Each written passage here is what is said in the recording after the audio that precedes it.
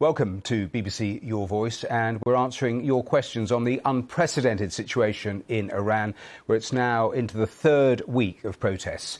The authorities have been cracking down, and the number of dead is reported to be around 500 already. The Iranian government says the protests have been brought under control. Donald Trump says he is considering very strong options, having already warned the regime not to kill protesters. Well, with me is Siavash Ardalan from BBC Persian. Our diplomatic correspondent Paul Adams is in Washington and Caroline Hawley is here in London. So let's get cracking. And Siavash, to you, first of all, as I say, we're into the third straight week of this. From the fragments of information that's coming in, what can you tell us?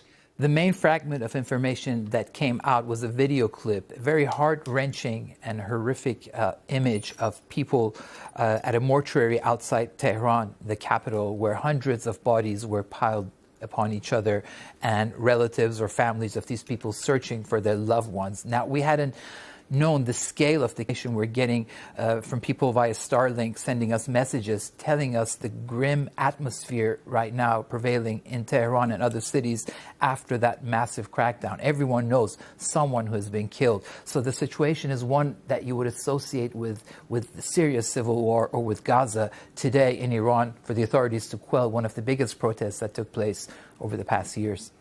And these some of the recent pictures, and it gives you just a snapshot of what is going on the ground. Caroline, is this the biggest threat to the Islamic Republic since its inception? It's certainly a huge threat, and they have responded in kind. They've clearly felt that they are fighting for their life. They, as you know, have blamed this on rioters inspired by Donald Trump and Israel. But we've had many cycles of unrest before and uprisings. There was 2009 over disputed elections, 2019 over fuel prices, 2022, of course, over women's rights, and after the death in custody of a young woman, Mahsa Amini, who was accused of not wearing her hijab properly. And then these began on December the 28th as an economic protest, but it very, very quickly spiraled into people expressing their anger over everything that they hate about the Islamic Republic and their economic, political, social problems. And I think what is different this time is that the Iranian regime is under pressure from inside and out. It has been weakened by the war in June when Israel attacked with the US the nuclear facilities. So it is a moment of great peril for the Islamic regime, or has been, and they have been using what I've been told is really unprecedented force to try to control the streets. So it has come at a huge cost to Iranians. We don't know, as Siavash said, the full picture because we're only getting little pieces of the jigsaw. Yes. The Iranian regime is trying to kind of control the narrative now, putting out pictures of its own supporters on the streets. But we just don't know the full picture, and I think a lot is yet to emerge about what's been happening over the past few days. Paul, to you in Washington, a number of questions about whether Donald Trump will intervene, giving some of the recent warnings he's given to the regime. What is Donald Trump saying? Yeah, Matthew, before the latest reports of mass casualties emerged, he did indeed warn that there could be an American response and that it would be dependent on how the Iranian authorities responded. He also has spoken about his desire to rescue the protesters, as he's put it. Now, he flew back to Washington from Florida yesterday, and aboard Air Force One, he said that he was looking at what he described as some very strong options, presumably military options. He is expected to receive a briefing on those options tomorrow at the White House. But he also said that the Iranian regime had on Saturday reached out to Washington to try and negotiate. He didn't say exactly what about. He said to the reporters there, "I think they are tired of being beat up by the US." And he said the two sides were working on arranging a meeting. But he also said, and I'm quoting here, "but we may have to act because of what's happening before that meeting." So clearly a strong warning that America might be poised to take action fairly soon. I'll come back to that point, but Siavash, Caroline was touching on it. This was sparked by inflation and economics at the end of December. It is now morphed into something entirely different, with so many of the protesters on the street calling for the end of the regime. But tell me more about how the regime itself is portraying it. What is appearing on state television, for example? Well, on the first day of the protests, you had the government saying that they recognize these protests because it was a strike by shopkeepers that come out in the streets protesting against inflation and the way that the currency market works, which is really to their detriment.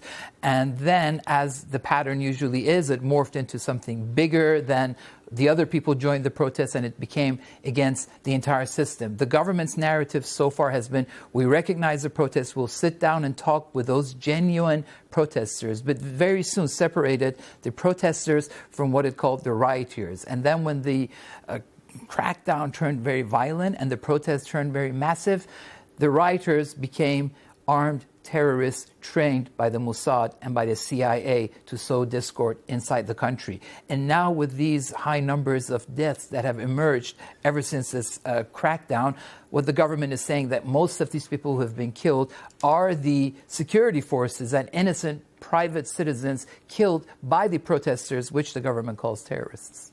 Caroline, let's go back to something you were mentioning a little earlier, because the facts of what is happening on the ground, but it has a wider impact too from all of those desperately around the world trying to find out about loved ones who are living in Iran.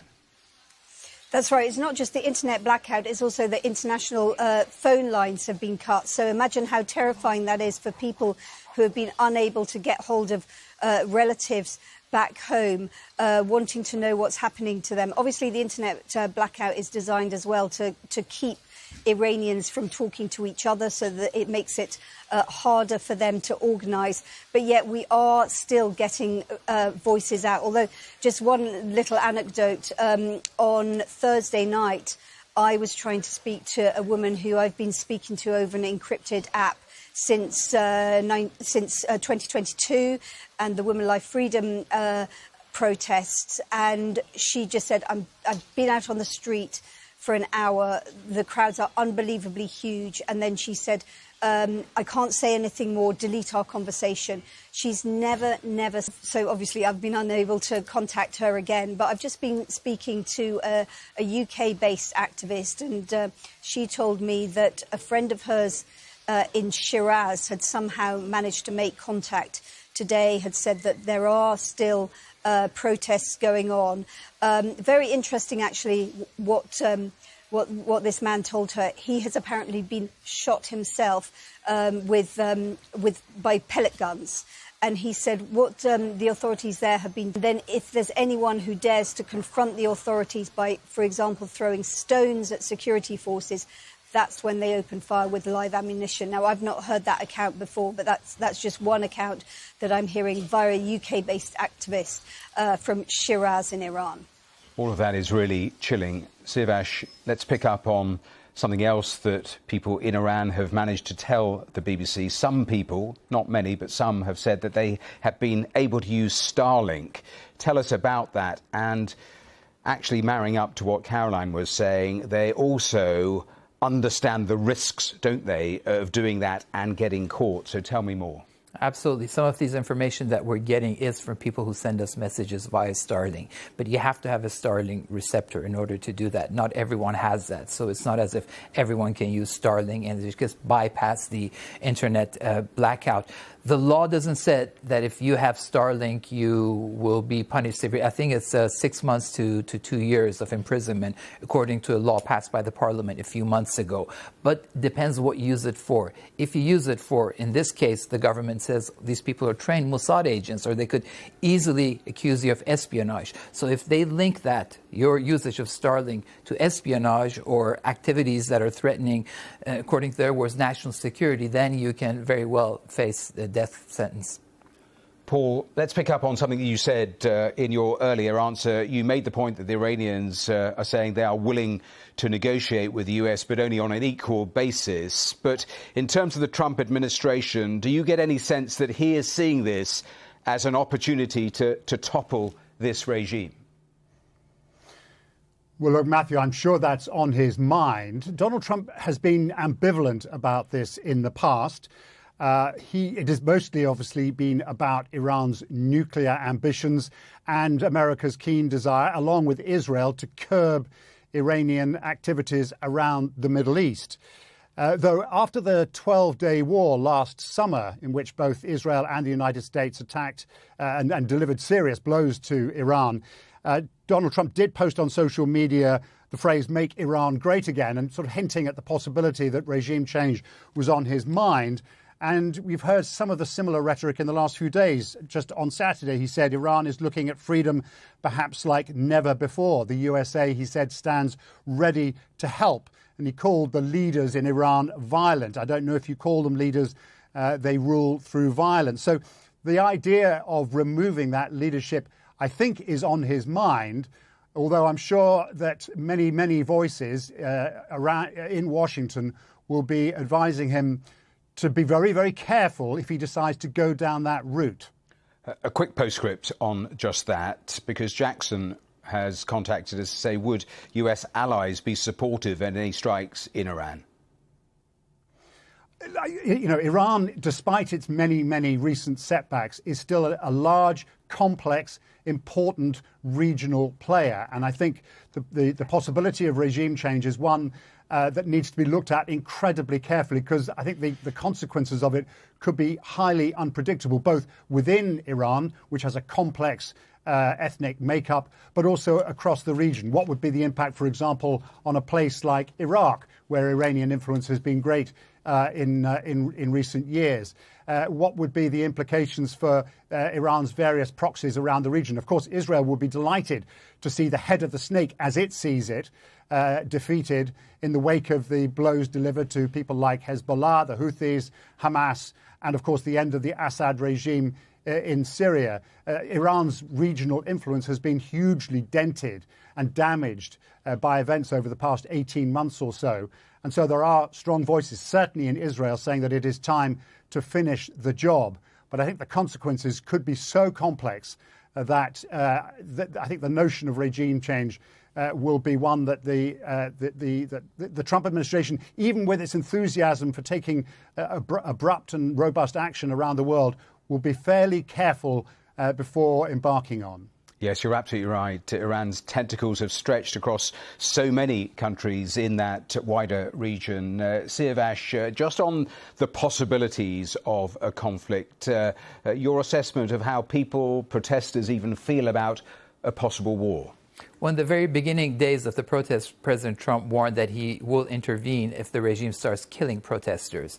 Now, some protesters were trusting that warning, thinking that if they go out to the street, they will be protected by the United States, somehow believing that the U.S. has an actionable plan to prevent a crackdown. Obviously, that didn't happen. The regime completely ignored President Trump's warning and went ahead and carried out one of the biggest killings in the past year. So a lot of people may have lost faith in President Trump's warning. Now that the killings have taken place, the question is whether the protesters' demands, some of them for regime change, will be met. From what President Trump said, the Iranians contacted me, wanted us to negotiate. We might negotiate with them, but we might hit them as well. So he's not saying he's going for a regime change, and he's not saying that he will not hit Iran. Many protesters are hoping that will lead to regime change. Others are just worried about the prospect of plunging from one crisis to another. A real quick one on this, because Iran's parliamentary speaker said Tehran would consider US bases and Israel as targets if they detected signs of an impending attack.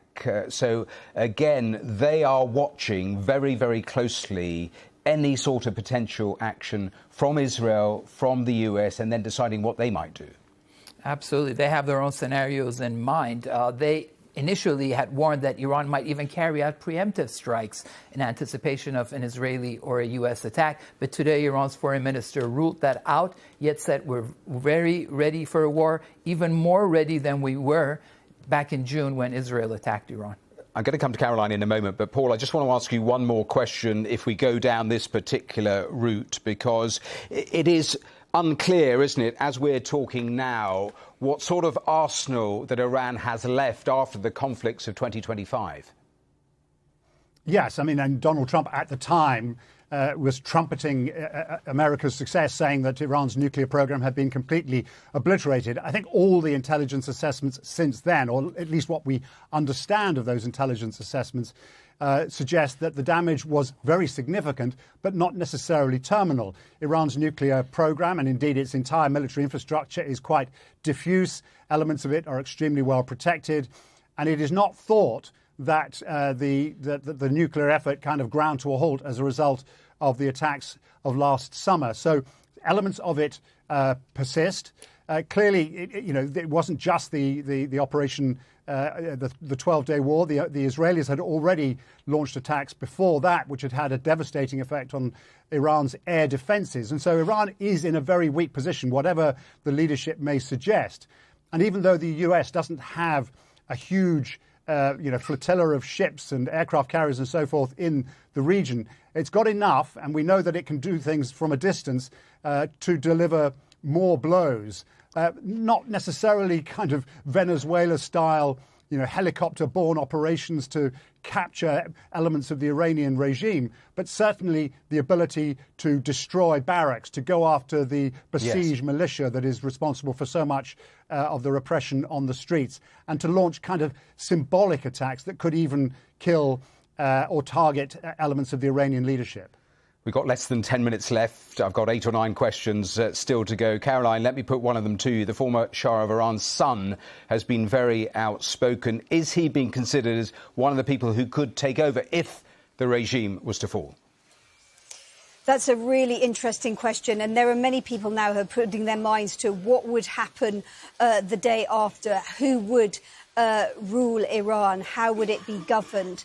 I think the key problem with Iran is because of the political repression there is no formal opposition in Iran. It's simply not allowed. There are very significant figures who fought against the regime, battled for human rights, like Narges Mohammadi, who won the Nobel Peace Prize. Now, she's a very significant player in Iran.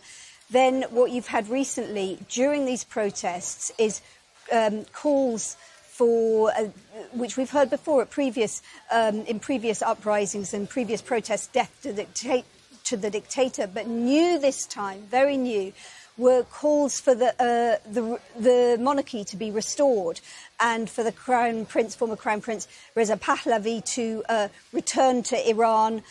People saying, long live the king. And this had not happened in previous bouts of unrest that I've heard of. Yes. Now, he's an unpopular figure among many Iranians. He's very controversial, links with Israel, that kind of thing. So there are many questions about him.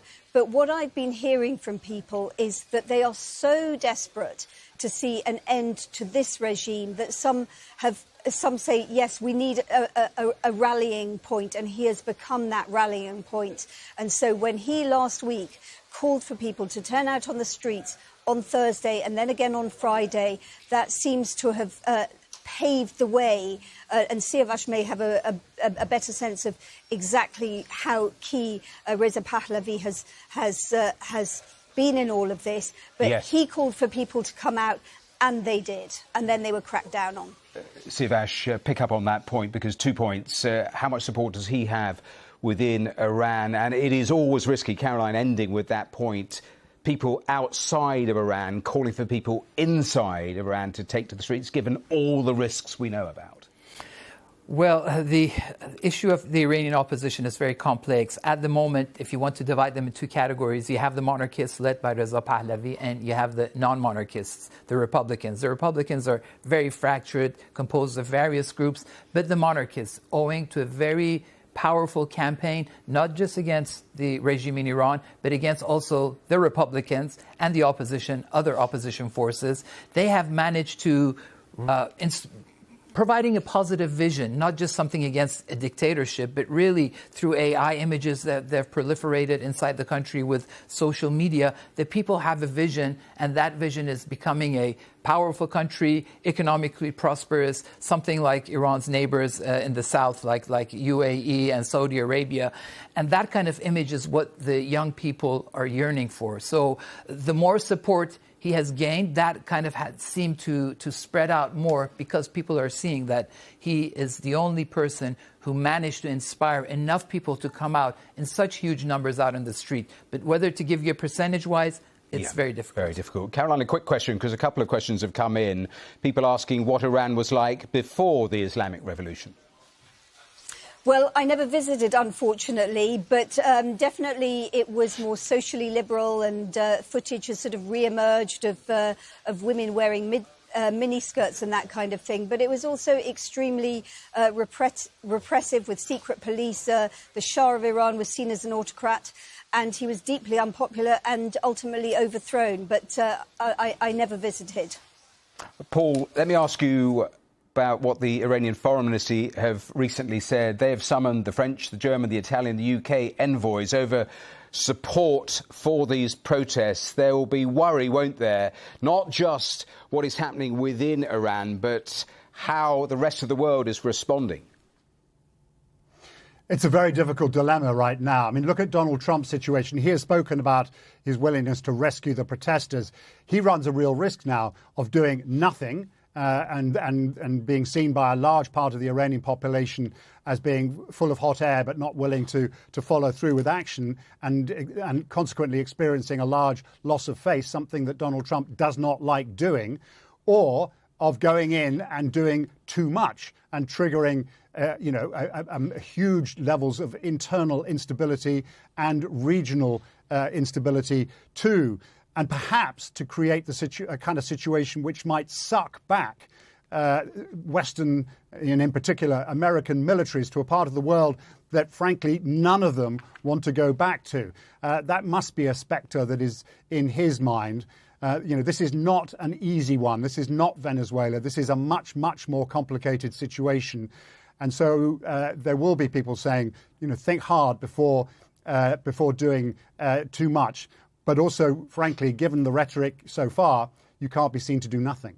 Siavash, let's loop back round to the scale of what we're seeing, because it is not just Tehran and a few other cities. It is in so many different places now, isn't it? Well, let's be careful in using the present tense, because we don't know whether the protests are still ongoing. They may have completely been put out after this crackdown. But what we did see on the 9th of January, which was historical, is people taking out to the street in very large number. This is not just like the previous protests where you had youngsters confronting the security forces in scattered pockets of the city, but this is people from all age categories, all walks of life, coming out to the street and challenging the system. This is what it takes to start a revolution, and we were in the initial phases of that. So this protest was historically very important. And it's really important, isn't it, not to underestimate. You have the supreme leader, you have the Revolutionary Guard, you have decades of the tightest grip from this regime over its people.